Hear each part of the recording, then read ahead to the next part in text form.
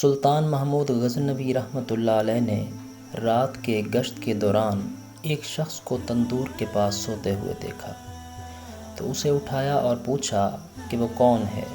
اس نے بتایا کہ مزدور ہوں، دن بھر مزدوری کرتا ہوں، رات کو یہاں سو جاتا ہوں۔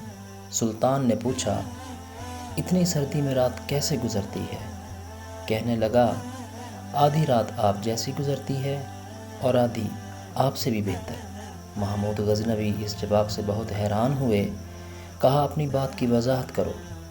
کہنے لگا، جب تک تندور گرم رہتا ہے تو آپ کی طرح سکون سے سوتا ہوں، آدھی رات تک تندور ٹھنڈا ہو جاتا ہے تو میں اٹھ کر اپنے رب کی عبادت میں مشغول ہو جاتا ہوں۔